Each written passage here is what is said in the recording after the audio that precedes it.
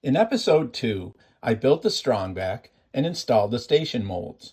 In episode 3, I'll process the rough cut pine, show you where it came from, and create the keelson out of it. Welcome to episode 3. A St. Lawrence skiff is an indigenous craft to the Thousand Islands area of the St. Lawrence River on the border of the United States and Canada. I have several of these skiffs that will carry a rower and one passenger, but I need a larger version capable of carrying myself and 2 passengers on guided tours of the river. Most of these tours will take place in my home base of beautiful Chippewa Bay, but the easy trailer ability will allow me to explore other areas. I will be creating a craft which combines the aesthetics, stability, and performance of this traditional skiff using modern methods. Join me on this journey through video episodes as the skiff comes to life, and we all learn just what it takes to create one. Who knows, you may end up joining me in the skiff, or even creating a skiff of your own. Here's the Total Boat Thixoflex that we use to put the keelson scarf together. And episode 3 is brought to you from the generosity of Total Boat and the help of Chase Small Craft. So let's get to episode 3.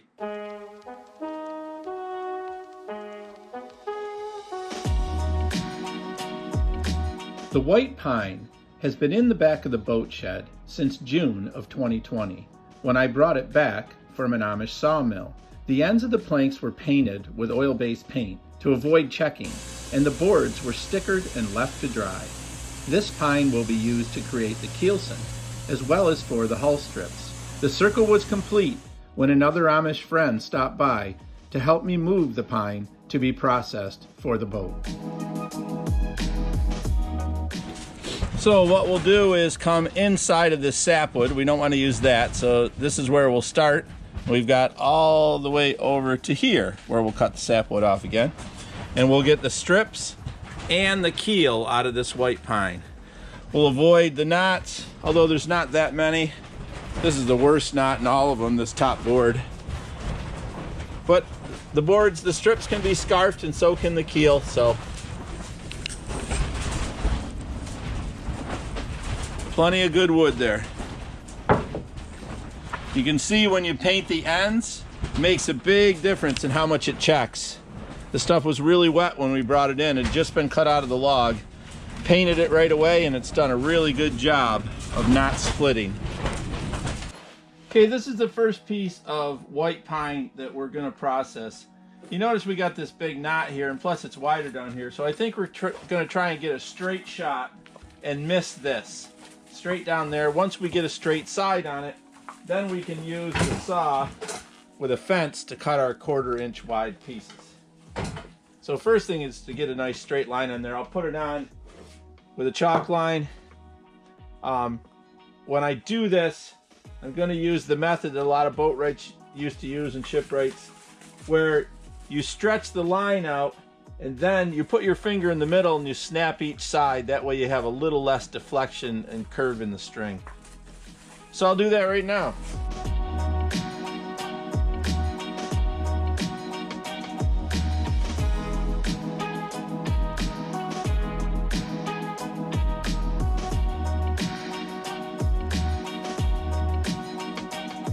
Getting a little crowded over here.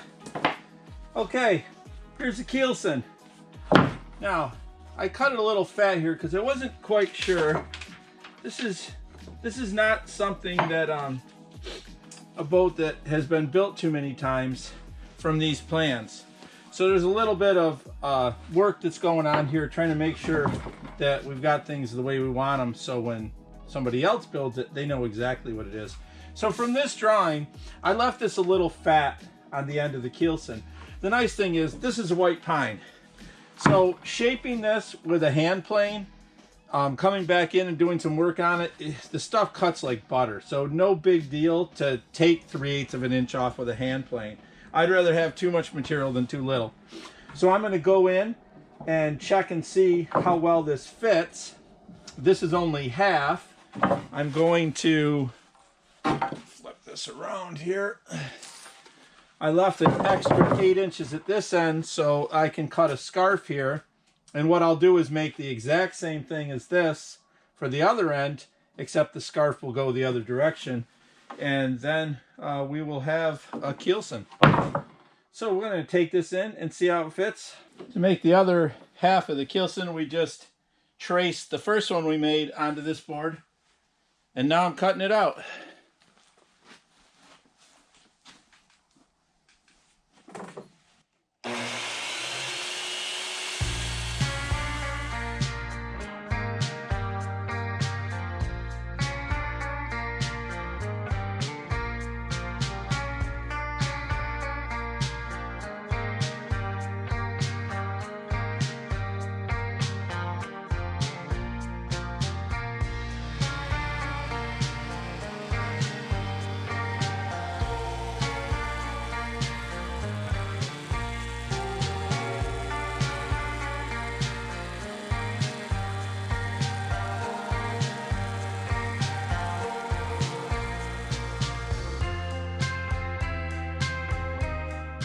All right, to shape this end, I got some little nails here, put them in place, used a batten, and then drew a pencil line down along the batten.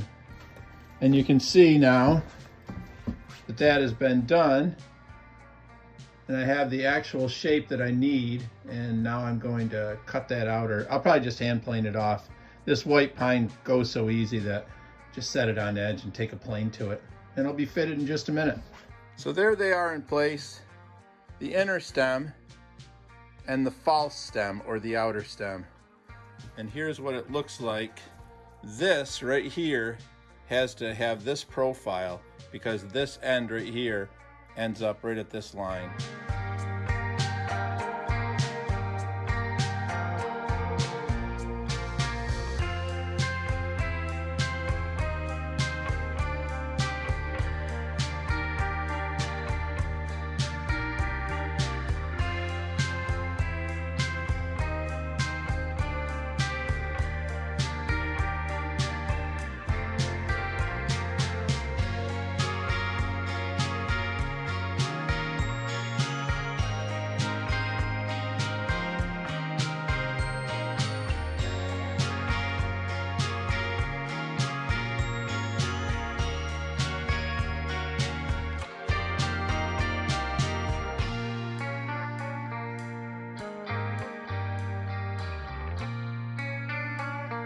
Well, that shape fits pretty well now. Again, this is the inner stem. This is the outer stem, or false stem, that will be added on after the whole thing is stripped in fiberglass. But that fits pretty well. And we still got to shape it on the sides here. That's gonna, you can see I'm starting to take it down there so that the strips can come in onto this keelson. Here is a cross-section of the keelson, as it looks now, on top of a station mold. Now you are seeing what the bevel needs to be. This shows the strips added on one side until they cover and are glued to the bevel. Then the extra bits of strips sticking above the keel are planed off. It's so nice working with this white pine. It's so easy to hand plane it.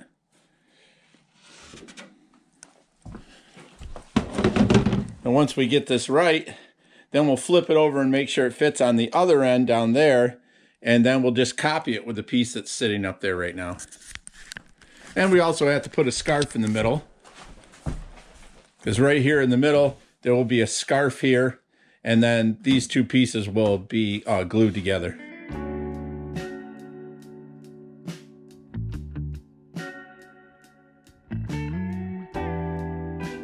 Okay, we've got a changing bevel here on the keelson. So what I'm trying to do is first, and I didn't do it very accurately here, but at each one of these stations, I'm trying to make a bevel that matches this area right here. So I do it at each one. That one's not too bad. I'm not shallow enough. But it changes, it gets steeper as you go here. Now this one I'm pretty accurate on. So I do it at each one of these and then try to match them up. So I'm much more successful here towards the bow or stern, whichever this is, than I have been on the flatter areas. So I check it like this and I realize, okay, I got to do more at the top than I'm doing right now because the gap's at the bottom. So I'll keep working this down.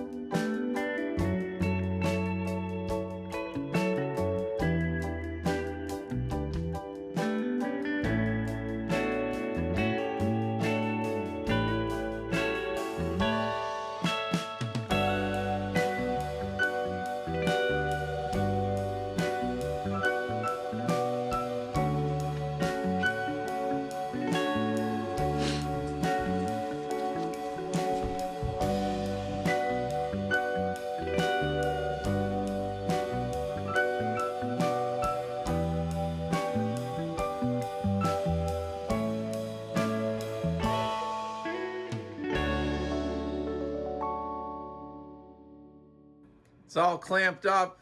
We've got it surrounded. Some nice squeeze out, as you can see. I'm afraid it's going to drip under there. We'll see if it happens. So far it hasn't. We got plenty of stuff down there to catch it if it does. Really happy with the way this keelson is shaping up. Our electric was scheduled to be off from 9 to 1 today. When I came out here, I just got started and the power went out. No big deal, because I had the wood stove going over here. It's nice to have the fan going behind it, but the wood stove was going. But I didn't have the electric heat. But now the power is back on after I've got the keelson in place. You can see the electric heater is going. I've got this blanket on top of where the epoxy is. So no worries about that curing because it's under here and it's nice and warm. I'll leave this going for, I don't know, till dinner time. It's probably 1 or 2 right now, something like that. And we had a good day. Keelson in place, glued in the center. I'm happy.